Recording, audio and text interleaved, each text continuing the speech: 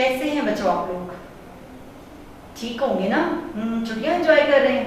नहीं, बल्कि आपको अपने स्कूल को मिस करना चाहिए।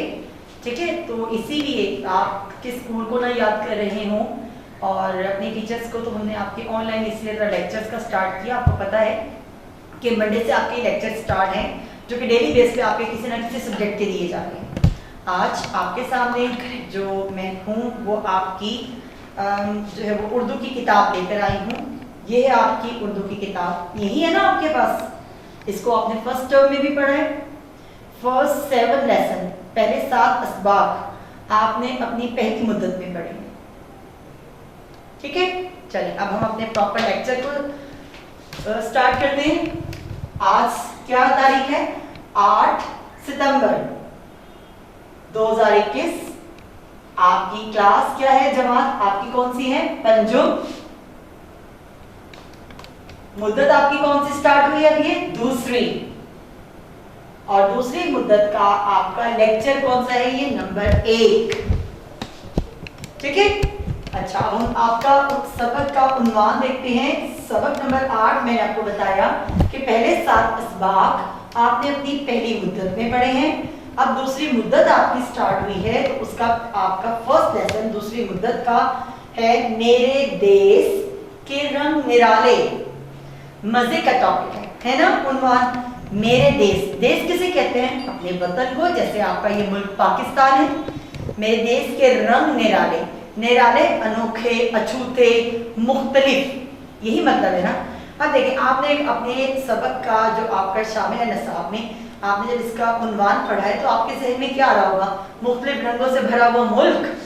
नहीं, ऐसा नहीं है, बल्कि इसमें मौजूद लोग वो किस किस सकाफत से, तहजीब से, मतलब क्या उनकी है, किस इलाके से वो जो है वो ताल्लुक़ रखते हैं, उसके बारे में हम पढ़ेंगे। उनका क्या ख़ास लिबास होता है, उनकी कौन सी ख़ास जो है वो पकवान है, उनका जो उस इलाके का मशहूर है, उसके लिहाज से। सबसे पहले देखिए मकासद इसके क्या है कि सबक को पढ़ने के बाद क्या होगा कि आप अपने वतन के बारे में जान सकेंगे, अपने वतन के चारों सूबों के बारे में और बड़े शहरों के बारे में, और उनकी क्या खसूसियत है, उनका क्या उनकी कौन सा ख़ास पकवान उनका मशहूर है, उसके हवाले से आपको मालूमात भी मिलेंगी। फिर उसके अलावा आपको पता चलेगा कि जुमले के एक ज़माने से दूसरे ज़माने में तब्दील कर सकेंगे, यानी कि आपको ग्रामर का पोर्शन आएगा इसमें। तीसरा साबके और लहके, या अपनी जो है वो 1 क्लास से करते आ रहे हैं, तो उसके हवाले से भी आपको पता चलेगा कि साबका और लहका क्या होता है। फिर आप कहे जी मजमून के हिस्सों के बारे में जान सकेंगे, और साथ आपको पता चलेगा कि कितने इसके पार्ट्स हैं। अब आपके अहम अल्फाज कौन से हैं? नंबर 1 है मुज़य्यन। इसके मीनिंग आपके बैक पे लिखे हुए भी है। मुज़य्यन का मतलब होता है आरास्ता। दूसरा है पहनावा। पहनावा किसे कहते हैं? जो चीज हम ज़ेबे तन करते हैं, पहनते हैं, मतलब लिबास। तपाक, पुरजोश, ठीक है, गर्मजोशी के साथ। मीन ज्यादातर ये इस्तकबाल करने के मायने में आता है। अरूसुल बिलाद, अरूस किसे कहते हैं? दुल्हन को। बिलाद से शहरों की दुल्हन, इससे मुराद क्या है? खूबसूरत शहर। तवाज़े, तवाज़े क्या होता है? खातिर मदारत। जैसे आपके घर गेस्ट आते हैं, मामा उन्हें अच्छे से सर्व करती हैं, खाना भी खिलाती हैं, उनसे बातचीत भी करती हैं, हाल अहवाल भी उनका पूछती हैं। तो ये सारी चीज़ें किसमें आती हैं? तवाज़ों में आती हैं कि आप उनको डील कैसे करते हैं। ठीक है, अब हम देखते हैं, ये आपका लेसन है। इसमें आपको पहले ही स्टार्ट में बताया कि आप मुल्क के 4 सूबों के बारे में पढ़ेंगे, उनके क्या लिबास है उसके हवाले से पढ़ेंगे, उस इलाके का मखसूस ख़ास मशहूर पकवान कौन सा है, हम उससे भी देखेंगे। अब देखिए आपका क्या है? बड़े से हाल नुमा कमरे में दाखिल होते ही मेरी निगाह खूबसूरत कढ़ाइयों से मुज़य्यन कपड़ों पर पड़ी। मैंने अब्बू जान से कहा, अब्बू जान इतने खूबसूरत कपड़े मैंने पहले कभी नहीं देखे। अब्बू जान ने बताया, ये कपड़े सूबा बलूचिस्तान की खास पहचान है। आप और आपके भाई उमर को इस सकाफती नुमाइश में लाने का मकसद यही है कि आप पाकिस्तान की सकाफत के बारे में जान सकें। ठीक है, किसके बारे में जानेंगे आप? पाकिस्तान की सकाफत के बारे में। अब जो उनके अब्बू हैं वो कहाँ उनको लेकर गए हैं? एक सकाफती नुमाइश में लेकर गए हैं, ताकि वहां पर वो सकाफत को देखकर अंदाजा लगे पाकिस्तान की सकाफत का। अब उसमें आपके कैरेक्टर कौन से, सबसे पहले वो उसको इंट्रोड्यूस आपसे करवा रहे हैं, वो है उमर। उमर क्या कह रहे हैं, अरे वाह, इसका मतलब है कि आज हम अपने प्यारे वतन के बारे में एक मुख्तलिफ अंदाज से मालूमात हासिल करने वाले हैं। अबू जान मुस्कुराते हुए, जी हाँ, यहाँ न सिर्फ आपको मुख्तलिफ सूबों के लिबास बल्कि उनके खानों और रहन सहन के मुतल्लिक भी दिलचस्प बातें मालूम होंगी। हम सुबह बलोचिस्तान के स्टॉल के पास खड़े थे। सुबह बलोचिस्तान, मैंने आपको बताया ना 4 सूबे, पंजाब, सिंध, सरहद, बलोचिस्तान, उन सब के बारे में आपको बताया। सबसे पहले बात जिस सूबे की कर रहे हैं वो है बलोचिस्तान। कौन सा सूबा है, बलोचिस्तान। इसलिए सबसे पहले हमने इस सूबे के बारे में मालूमात लेना चाहिए।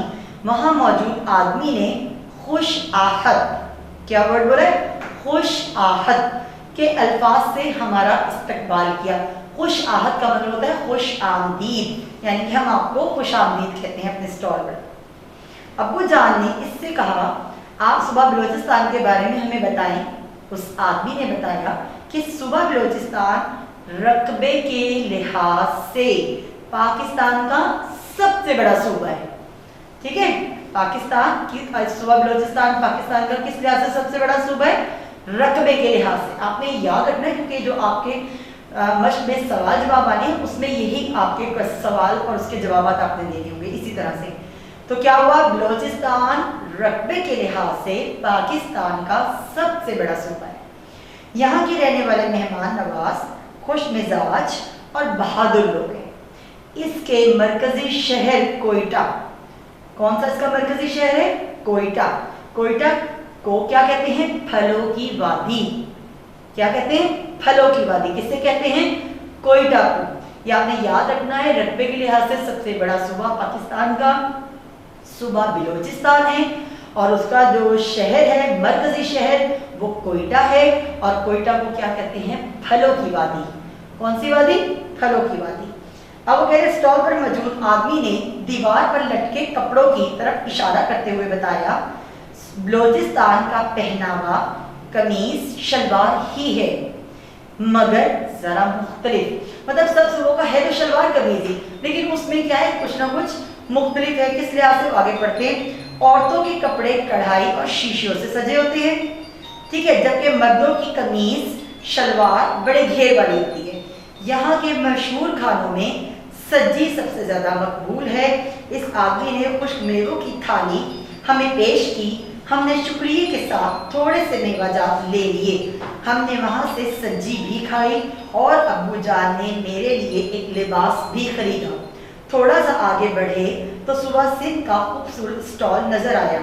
सुबह सिंध का मरकजी शहर कराची रूसुल बिलाद कहलाता है। देखें, रकबे के लिहाज से सबसे बड़ा सूबा कौन सा था हमारा, पाकिस्तान का बलोचिस्तान। और बलोचिस्तान का मरकजी शहर कौन सा था, कोयटा।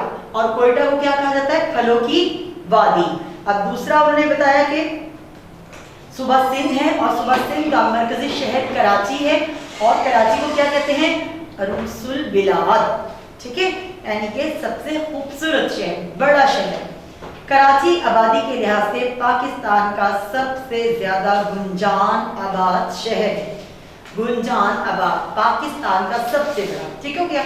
उसके बाद स्टॉल पर अभी देखिए इन्होंने आपको बताया है कि सुबह सिंध जो है वहाँ का मशहूर क्या है, सज्जी भी उन्होंने बताया कि आपको सज्जी की तस्वीर भी नजर मजे की डिश है ना, भूख तो नहीं लगी देखकर, आ रही है ना नजर।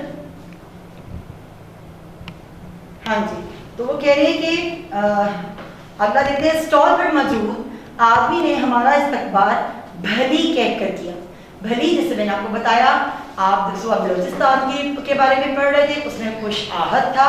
और अब क्या कह रहे हैं, सुबह सिंध के लिए भली करे आया के अल्फाज के साथ किया, मतलब खुशामदीद। इसने एक खूबसूरत कपड़ा हमें दिखाते हुए बताया कि ये सुबह सिंध का खास कपड़ा अजरक है। सुनते हैं अजरक के बारे में, आप देखते हैं डिफरेंट टीवी प्रोग्राम्स देखते हैं जिसमें सिंध के हवाले से होते हैं, तो अजरक इन्होंने ऐसे अपने शोल्डर्स पे डाली होती है। अजरक हाथ से छपा हुआ सुर्ख और नीले रंग का कपड़ा होता है। सिंधी टोपियां अपनी खूबसूरती में सबसे अलग थी। ये देखिए अजरक, इन्होंने आपको दिखाया भी, गौर से देखना है आपने, उन्होंने आपको 2 रंग बताए ना, कौन सा रंग बताया? सुर्ख जो आपको नजर आ रहा है और नीला। ठीक हो गया।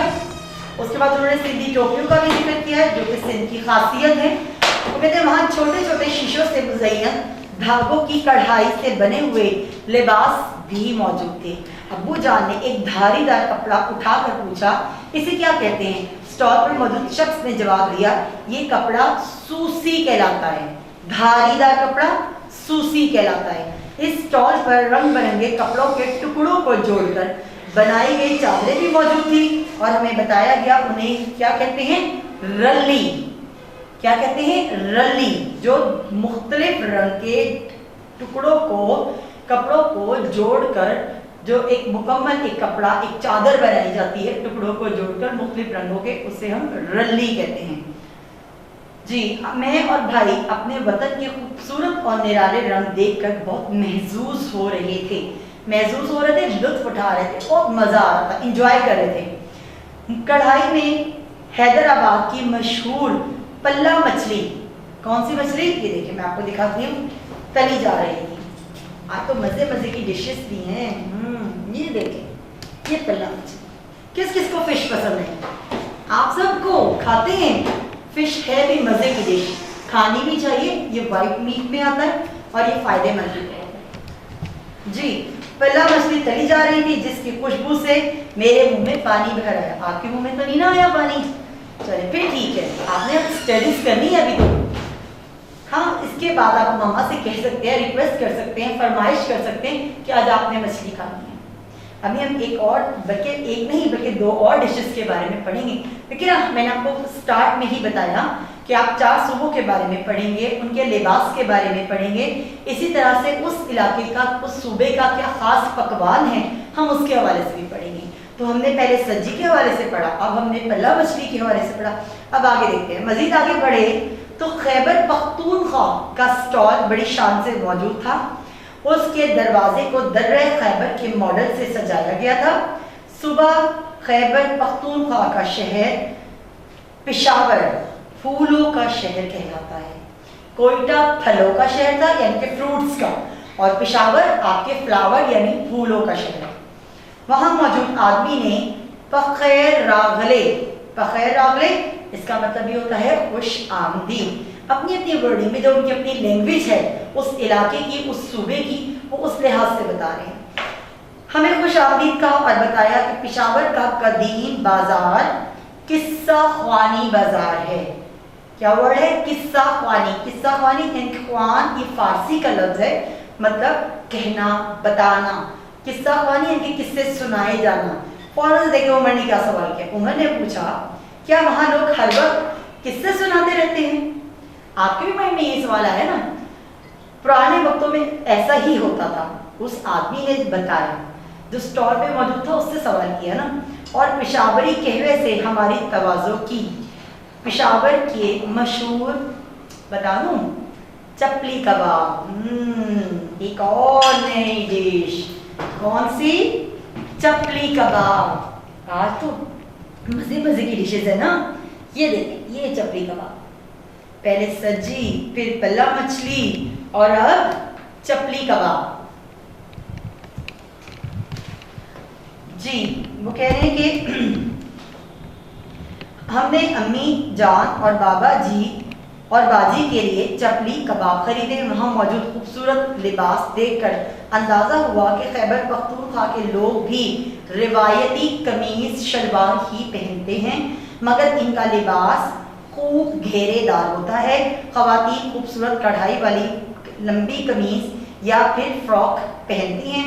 खैबर पख्तूनख्वा के रहने वाले अपनी बहादुरी और दलेरी के लिए मशहूर हैं। अब हम इस सूबे के स्टॉल की जानिब बढ़े, जिसका मरकजी शहर लाहौर। लाहौर कौन किस किस को पसंद है? अक्सर ही जाते रहते हैं ना। अपनी दर्सगाहों और खूबसूरत बागात की वजह से जाना जाता है, यानी सूबा पंजाब, जिस सूबे में हम रहते हैं। हम पंजाब में रहते हैं ना सब। स्टॉल पर मौजूद आदमी ने बहुत तपाक से गर्मजोशी के साथ हमारा इस्तकबाल जी आया नो कहकर किया और हमें पंजाब के रिवायती खानों सरसों का साग, मकई की रोटी। मजे का है ना?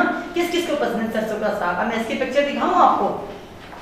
मैं सारे पिक्स साथ साथ दिखा। वैसे तो आप अपनी बुक ओपन करके बैठे होंगे और आप अपनी बुक्स में भी देख रहे होंगे कि देखिए पहले हमने किसके बारे में सबसे पहले पढ़ा था? सब्जी के बारे में, फिर हमने पढ़ा था पल्ला मछली, फिर हमने पढ़ा है चपली कबाब, और अब हमारा रिवायती खाना जो सुबह पंजाब की पहचान है, मकई की रोटी और सरसों का साग।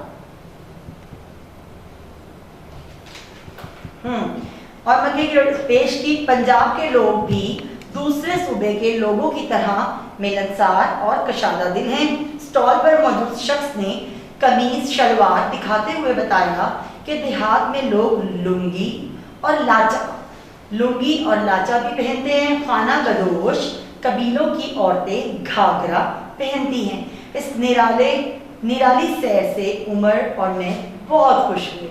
आप भी खुश हो रहे हैं ना? आप लेसन पढ़कर ऐसा लग रहा है ना जैसे आप किसी सकाफती नुमाइश पर गए हुए हैं और आप एक स्टॉल, फिर दूसरा स्टॉल, फिर तीसरा स्टॉल, फिर चौथा स्टॉल, आप सब स्टॉल्स पर भी रहे हैं। फील हो रहा है ना? मुझे तो ऐसा ही लग रहा है। और जब साथ साथ मजे मजे के उस सूबे के खानों के बारे में बताया जा रहा है तो और ज्यादा फीलिंग आ रही है और दिल चाह रहा है जाने के लिए। आपका भी चाह रहा होगा ना कि आप भी इसकी विजिट करें, ऐसी किसी सकाफती नुमाइश का? बिल्कुल, मेरा भी बहुत चाह रहा है। इस निराली सैर से उमर में बहुत खुश हुए। अब बहुत थोड़े स्टॉल बाकी रह गए थे। गिलगित बल्तिस्तान और कश्मीर के स्टॉल साथ साथ बनाए गए थे। अब्बू जान ने बताया कि गिलगित बल्तिस्तान अपने मशहूर खेल पोलो की वजह से दुनिया में जाना जाता है। पोलो कैसा खेल है? देखा कभी आपने? जो हॉर्स पर बैठकर स्टिक के साथ बॉल को जो है वो हिट किया जाता है, वो पोलो है। टफ गेम होती है बहुत। यहाँ के लोग अपनी मेहमान नवाजी के लिए भी मशहूर है। स्टॉल पर मौजूद शख्स ने मोटे ऊनी कोट और चोगे दिखाते हुए कहा कि ये हमारे इलाके के मखसूस पहनावे।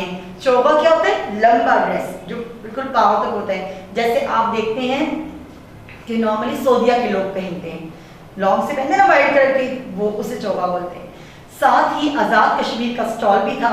वहाँ मौजूद शख्स स्टॉल पर आने वालों की तवाज़ो कश्मीरी कहरे, शीरमाल और ताफ्तान से कर रहा था।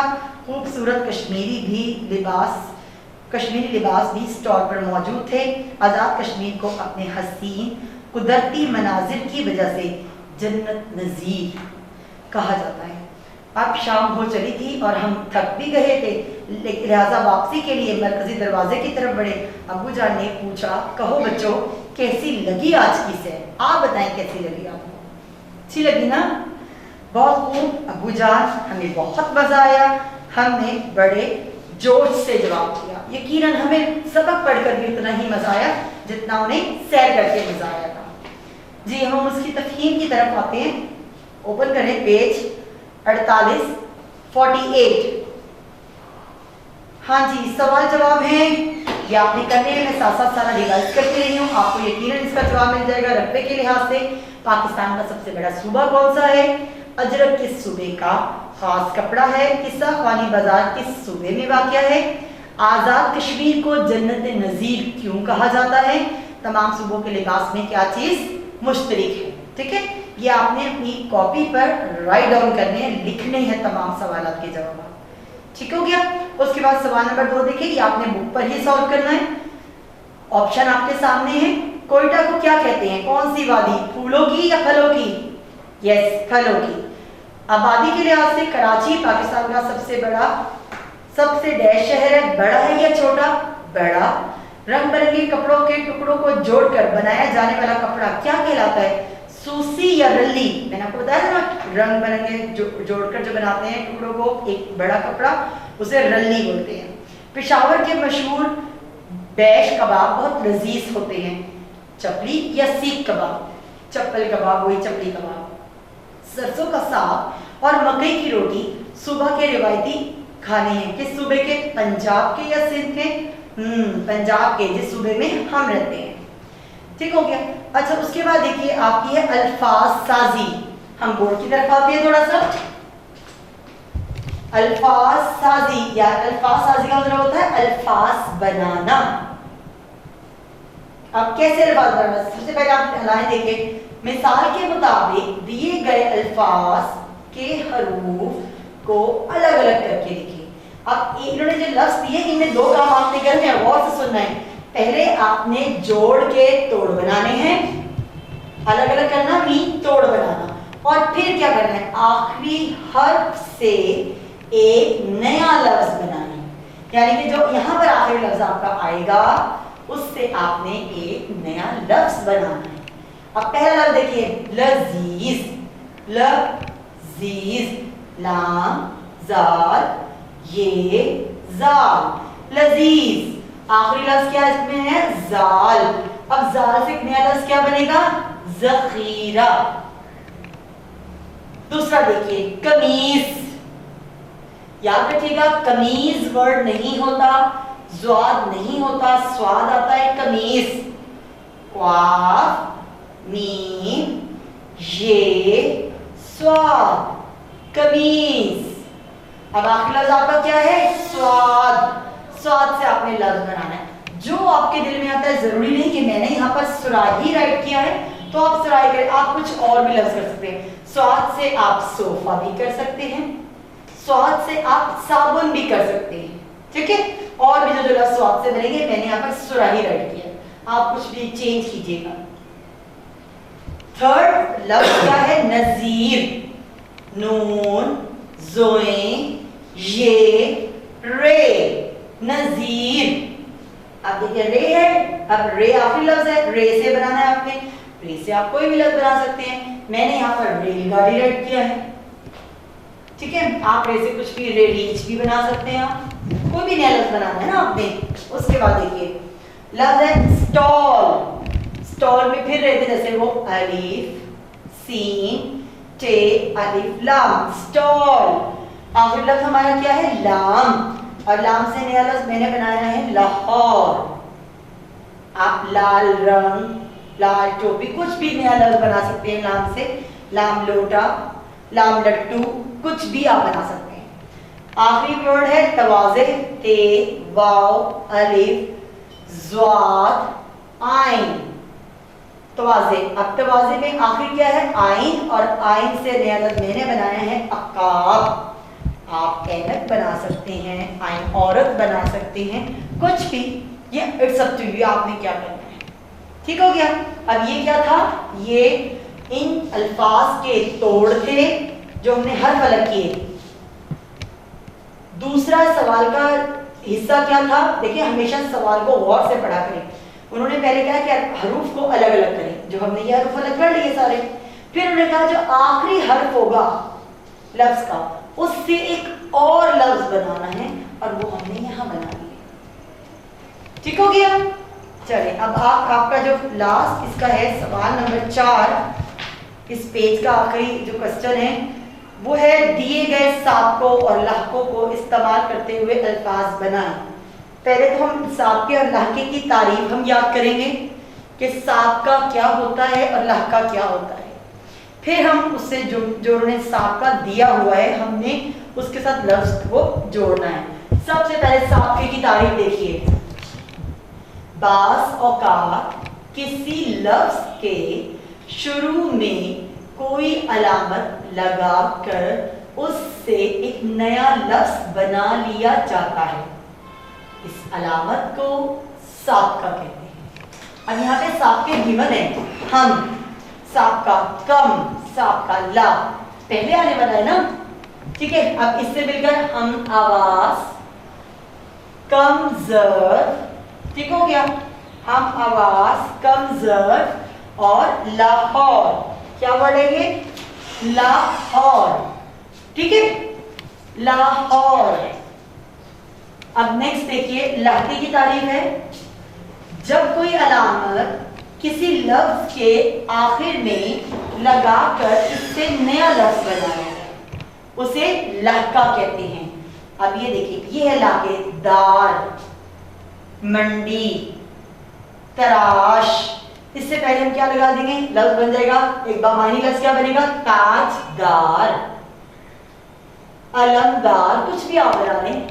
फिर मंडी है, सब्जी मंडी, हम यहाँ दाना लगा दें तो दाना मंडी, बकरा लगा दे तो बकर मंडी, कुछ भी लफ्ज ऐड कर दे, नया लफ्ज बन जाना जो बामायनी हो। अब लफ्ज तराश, उसके साथ हमने लिख दिया नाखुन, तो ये बन गया लफ्ज नाखुन तराश। ठीक है, नए लफ्ज बन गए ना। ये आपके लिए साके लाके याद रखिएगा। पहले आपने साके की तारीफ याद करनी है, लाके की तारीफ याद करनी है, फिर आपने इस पेज को सॉल्व करना है। ठीक हो गया जी, समझ आ गई आपको यहाँ तक जी। अब नेक्स्ट पेज ओपन करना है आपने 50, सवाल नंबर 50। सवाल नंबर 5, इन अल्फाज को जुमलों में इस तरह इस्तेमाल करें कि मुज़क्कर और मुअन्नस का फर्क वाज़ेह हो जाए, यानी कि पता चले वो लफ्ज मुज़क्कर है या मुअन्नस। मैं आपको इसका लफ्ज बता दें कि मुज़क्कर मुअन्नस, जुमले आपने खुद बनाने। लफ्ज है रहन सहन, रहन सहन मुज़क्कर है। खुशबू ये मुअन्नस है। केटू ये मुज़क्कर है। उर्दू मुअन्नस, और शीर माल ये क्या है, मुज़क्कर है। अब सवाल नंबर 6 देखिए, मिसाल के मुताबिक ज़माना माजी के जुमलों को हाल और मुस्तकबिल के जुमलों में तब्दील कीजिए, यानी कि एक आपको जुमला दिया हुआ है और आपने उसे तब्दील करना है। ये देखिए बुक की तरफ, आपका क्या है यहाँ पर, गौर से देखिएगा। लफ्ज पहला है माजी, अहमद सबक याद कर रहा था, कर रहा था, माजी। हमने तब्दील किस में करना है, इसे हाल में। उन्होंने एग्जाम्पल आपको दी है, अहमद सबक याद कर रहा है से हमें पता चला ये हाल की बात है, प्रेजेंट की बात है, आज की बात है, जिस दौर में हम रह रहे हैं अभी, मौजूदा सूरत हाल, उसकी बात है। अब हम इसे मुस्तकबिल में, आने वाले दौर में तब्दील करेंगे जुमले को।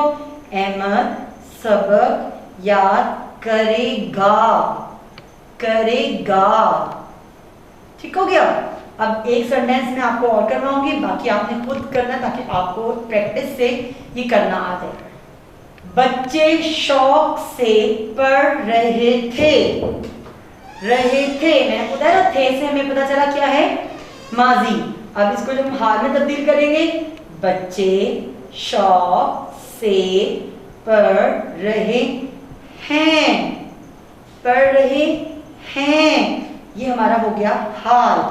अब हमने जब इसे मुस्तकबिल में तब्दील करना है तो हम लिखेंगे बच्चे शौक से पढ़ेंगे, गे हमें मुस्तकबिल को शो कर रहा है, जमाना हमारा जिसे हम इंग्लिश में फ्यूचर कहते हैं उसको शो कर रहा है। ठीक है। अब ये जो है मरियम चाय बना रही थी, परिंदे चहचहा रहे थे और नजमा कपड़े धो रही थी। ये तीनों आपको बनाने हैं। ठीक हो गया। ये आज आपका सबक था। यकीनन आपको बहुत इंटरेस्टिंग, बहुत दिलचस्प लगा होगा, पढ़ने का मजा भी आया होगा। एक सकाफती नुमाइश की जो सैर की, सूबों के हवाले से जो मालूमात मिली, उनके वहाँ का लिबास क्या था, उनका ख़ास पकवान क्या था और उसका मरकज़ी शहर किस नाम से और क्यों मशहूर है, इसके बारे में हमने सब कुछ पढ़ा है। इसका मतलब है कि हमने पूरे पाकिस्तान के बारे में पढ़ा है, जो उसकी मशहूर चीज़ें, 4 सूबे थे ना, 4 सूबों के बारे में पढ़ा, उसकी खासियत के बारे में पढ़ा और ऐसा लगा हमें सबक को पढ़ने के बाद जैसे हम वहाँ की सैर कर रहे हैं। उसके साथ हमने इसकी एक्सरसाइज को भी किया, मशक को भी किया। आपने बहुत अच्छी तरह से करना है। डायरी मैंने यहाँ राइट डाउन की है, आप देखें आपका घर का काम क्या है। आपका यही सबक नंबर 8 है। मेरे देश के रंग निराले की आपने सबसे पहले क्या करनी है, रीडिंग बुलंदखानी करनी है। जो इसके अहम अल्फाज हैं उसकी इमला तैयार करनी है आपने। फिर आपने इसकी मशक भी याद करनी है और उसको लिखना भी है, जो सवाल मैंने आपको बताए हैं। ठीक है। अपना बहुत सारा ख्याल रखिएगा, स्टडी स्केड्यूल बनाएं, तमाम सब्जेक्ट को डेली टाइम दें। अच्छा सा आपका टाइम टेबल होना चाहिए इस वीक का, क्योंकि इस वीक का यही एक आपका चैप्टर था जो कि पूरे वीक के लिए आपको। अल्लाह हाफिज।